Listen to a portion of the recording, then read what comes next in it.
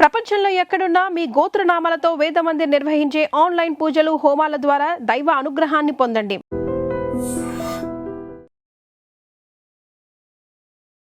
నమస్కారం, welcome to I dream. ధర్మ మార్గం విత్ విజిత కార్యక్రమానికి స్వాగతం.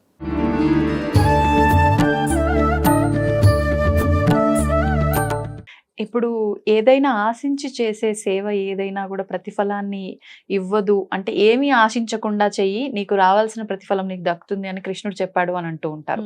మరి మనం ఆశించి చేయాలా, ఆశించకుండా చేయాలంటారా? అఫ్ కోర్స్ ఆశించి చేయాల్సినవి కొన్ని ఉంటాయి, ఆశించకుండా చేయాల్సినవి కొన్ని ఉంటాయి. ఉదాహరణ ఏమైనా చెప్పగలరా? ఎస్, ఇప్పుడు మనము మన పిల్లలకి, ఇప్పుడు మన అమ్మ నాన్నలు ఉన్నారండి, మనకి ఏం ఆశించి వాళ్ళు పెంచుతున్నారు, మంచి భవిష్యత్తు ఇవ్వాలి వాళ్ళకి. సో అలాంటివి చాలా ఉంటాయి. మనం మనం మనం పట్టించుకోము.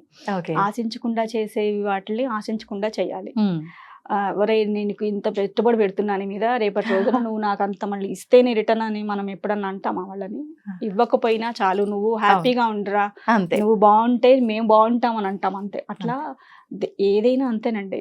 ఇప్పుడు ఆశించి అని అంటే ఏంటి అని అంటే, ఇప్పుడు ఒక సమాజానికి ఒక మంచి పని జరుగుతోందండి, మన దగ్గర లేవు, 10 మంది దగ్గర తీసుకొని అది ఒక దగ్గర వేసి ఇదిగో దీనికి ఇది సంబంధించి చేస్తున్నాము అని అంటే అది కరెక్ట్ అంటారా, రాంగ్ అంటారా? కరెక్టే ఒక రకంగా కదా. మరి అది అప్పుడు 10 మంది దగ్గర అడుగుతున్నాం కాబట్టి అది ఆశిస్తున్నాము అని అంటే మంచి కోసం చేస్తున్నాము.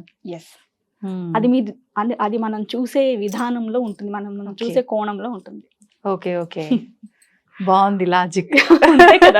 కానీ వాస్తవం, మంచి చేయాల్సి వస్తే అంటే ఒకరికి మంచి జరుగుతుంది అని అంటే ధర్మంగా ఉంది ఆ విధానము, అంటే ఒకరికి ఇబ్బంది జరిగినా పర్వాలేదు అనే విధానాన్ని కూడా మన పెద్దవాళ్ళు ఎంతో మంది ఆచరించి మనకు చెప్పిన వారే కాబట్టి కొన్ని సందర్భాల్లో జాగ్రత్తగా ఆచితూచి వెళ్ళాలి ఇలాంటి వాటి దగ్గర. ఇప్పుడు భగవంతుడు అసలు ఈ పూజలు, ఈ మనసు అంటే ఒక దగ్గర లగ్నం చేసుకోవడము, ప్రశాంతంగా ఉండడం, ఇవన్నీ అంటే పరమాత్మ భగవంతుడు ఉన్నాడు. ఆయన దగ్గరికి, ఆయన అంటే టెంపుల్కి వెళ్తే ప్రశాంతంగా ఉంటాము, లేదు కాసేపు పూజా మందిరంలో కూర్చుంటే ప్రశాంతంగా ఉంటాము. కానీ ఇప్పటి పిల్లల్లో చాలా మంది అసలు ఎవరు భగవంతుడు అంటే, ఒక రాయి రూపంలో ఉన్నాడు, ఒక చెట్టు రూపంలో పూజిస్తున్నాము, నీళ్ళ రూపంలో పూజిస్తున్నాము, అంటే పలానా అని చెప్పి మీకే ఒక క్లారిటీ లేదు, ఇన్ని రకాలుగా పూజిస్తున్నారు, మనలోనూ ఉన్నాడు పరమాత్మ అని అంటూ ఉంటారు. అసలు ఎవరి భగవంతుడు అనే వాళ్ళకి ఏం చెప్తారు? ఇప్పుడు భగవంతుడు అని అంటే ఆయన గుడిలోనే ఉంటాడు, లేదంటే ఆ క్షేత్రంలోనే ఉంటాడు, అక్కడే ఉంటాడు, లేదా మన ఫోటోలోనే ఉంటాడు, అలా అని మనము పిల్లలకి వాళ్ళు ఒక క్వశ్చన్స్ వస్తాయి ఖచ్చితంగా. కాకపోతే ఒకటే చెప్పాలి, ఇప్పుడు నువ్వు ఇంట్లో ఉండి చదువుకున్న దానికి, స్కూల్కి వెళ్ళి చదువుకున్న దానికి తేడా ఏంటి? వాళ్ళకి అర్థమయ్యే పరిధిలోనే మనం చెప్పుకుందాం. ఇప్పుడు ఎందుకు స్కూల్కి వెళ్ళాలి? ఇంట్లో అమ్మా నాన్నకి ABCDలు అవన్నీ రావా? వస్తాయి కదా, వస్తాయి. టేబుల్స్ రావా? వస్తాయి కదా. తెలుగు చదవడం రాదా, హిందీ చదవడం, అన్నీ వస్తాయి కదా. మరి ఎందుకు నువ్వు స్కూల్కి ఎందుకు వెళ్ళాలి అని వాళ్ళనే మనం రిటర్న్ క్వశ్చన్ వేయాలి. అప్పుడు వాళ్ళు చెప్తారు, అట్లా కాదమ్మా, అక్కడికి వెళ్తే బాగా నేర్చుకోవచ్చు కదా, టైం దానికే. ఇప్పుడు నువ్వు అంటే పనుల్లో బిజీగా ఉంటావు, ఏదో వస్తాయి వాళ్ళ జవాబు, వాళ్ళ వర్షన్లో వాళ్ళు. అక్కడి నుంచి స్టార్ట్ చేయాలి మనం. ఎస్, గుడి కూడా అంతే. మనం ఇంట్లో ఉన్నదానికి అక్కడికి వెళ్ళి నువ్వు కూర్చున్న ఆ స్పిరిచువల్ వైబ్స్, అక్కడ ఉండే యంత్రశక్తి అవనివ్వండి, మంత్రశక్తి అవనివ్వండి, అవన్నీ కూడా మనకి ఏదైతే సనాతన, ఇప్పుడు ఇవన్నీ దాన్ని ఏమంటారు, 9 గ్రహాలు ఉన్నాయి, ఇవన్నీ ఎలా చెప్పారు ఋషులు వాళ్ళందరూ?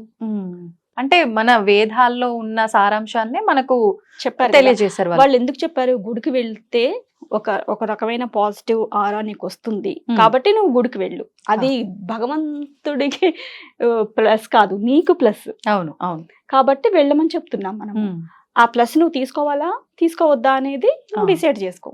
ఓకే, అది నువ్వు చేంజ్ చూసుకో. నువ్వు ఒక 21 డేసో 41 డేసో వెళ్ళి చూడు, నీకు ప్రశాంతతగా అనిపిస్తుందా, ఏమైనా చేంజ్ అంటే. అసలు మనసు ముందు ప్రశాంతతగా ఉంటాయి కదా, నువ్వు తర్వాత ఏం చేయాలి, ఏం చదవాలన్నా, ఏం చెయ్యాలన్నా, అది థాట్ ప్రాసెస్ అనేది కంటిన్యూ అవ్వడానికి మనసు ప్రశాంతత, మైండ్ ప్రశాంతత, రెండు కోఆర్డినేషన్ ఉండాలి.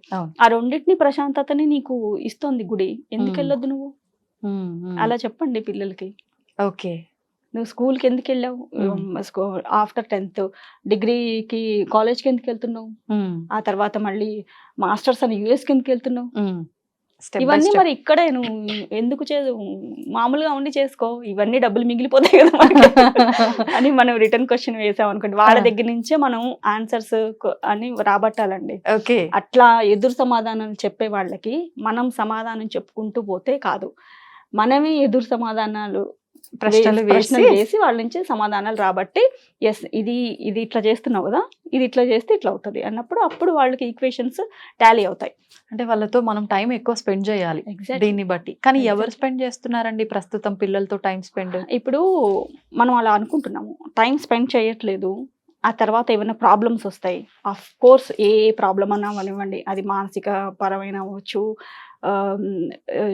జీవిత పరంగా డిస్టర్బ్ అవ్వచ్చు, అది మ్యారేజ్ పరంగా అవ్వచ్చు, ఎనీ కైండ్ ఆఫ్ ప్రాబ్లమ్స్ వచ్చినప్పుడు అప్పుడు టైం కేటాయించట్లేదా మీరు వాళ్ళకి? పనులన్నీ పక్కన పెట్టుకోవట్లేదా? అవును, కేటాయిస్తాం. చేతులు కాలేక ఆకులు పట్టుకోని బదులు చేతులు కాలక ముందే మనము అంతే మన పరిస్థితుల్ని మనము కాస్త కూస్తో మనకు చేతనైనంత వరకు చేసుకుంటూ వెళ్తే ఆ తర్వాత భగవంతుడు పరమాత్మ చూసుకుంటారు. మనం చేయాల్సింది ఫస్ట్ మనం చేయాలి. ఓకే, అంటే ఏదో జరుగుతుంది అని ఎందుకు అనుకోవాలి? మనం ఎప్పుడు పాజిటివ్ థింకింగ్ తో ఉండాలి అంటారు. అంటే ఏదో జరుగుతుంది కాబట్టి ఇలా ఉండాలి అనుకొని మనం, అంటే బిజీ లైఫ్ లో కూడా మనం అలా క్రియేట్ చేసుకొని ఉండలేకపోతున్నాం కాబట్టే కదా, లేదంటే మా పిల్లలకు మేము టైం ఇవ్వమా, మా ఫ్యామిలీకి మేము టైం ఇవ్వమా అనే వాళ్ళు కూడా ఉంటారు కదా. ఓకే, ఏం చెప్తారు? అంటే బిజీ లైఫ్ అనేది ఓకే, ఇప్పుడు ఇద్దరు జాబ్స్కి వెళ్తేనే అది మనము ఇది సర్వైవ్ అవుతున్నాం, కరెక్టే. బట్ ఫైనల్గా దేని గురించి మనము జాబ్ చేస్తున్నాం అసలు? ఫ్యామిలీ కోసం, పిల్లల కోసం.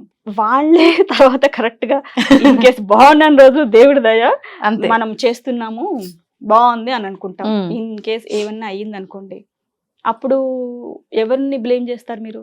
దేవుణ్ణా, మిమ్మల్ని? సమాజం అయితే వాస్తవానికి పేరెంట్స్ యాక్సెప్ట్ చేయకపోయినా పేరెంట్స్దే తప్పు అంటారు కదా. పిల్లలకి ఏం తెలుసండి వాస్తవానికి? ఏం చూస్తే అది చూసే పెరుగుతారు, ఏం వింటే అది వినే పెరుగుతారు. ఇప్పుడు చాలా వరకు చూస్తున్నాం, వైఫ్ అండ్ హస్బెండ్ బాగుండి మంచిగా అండర్స్టాండింగ్ ఉన్న ఫ్యామిలీలో పిల్లలు ఉండే విధానము, వాళ్ళ మెచ్యూరిటీ లెవెల్స్, వాళ్ళ లైఫ్ గ్రోత్ ఎలా ఉంది, డిస్టర్బెన్స్ ఉన్న భార్యాభర్తల ఫ్యామిలీ చూస్తే వాళ్ళ పిల్లల అంటే మానసికంగా వాళ్ళకి ఎంత ప్రెషర్ తీసుకుంటున్నారు వాళ్ళంతా చిన్నప్పటి నుంచే, అది నెక్స్ట్ మేము పెళ్ళే చేసుకోము అనే దగ్గరికి వెళ్ళిపోయే సమాజంలో ఇప్పుడు అలాంటివన్నీ మనం చూస్తున్నాం కదా. ఎగ్జాక్ట్లీ, ఇప్పుడు నేను అన్నది అదే. ఇప్పుడు మీరు ఎంత కష్టపడ్డా ఫైనల్ గా మనం ఫ్యామిలీ బాగుండాలి, మన పిల్లలు బాగుండాలి అనే కాన్సెప్ట్కే వస్తాము. అవును.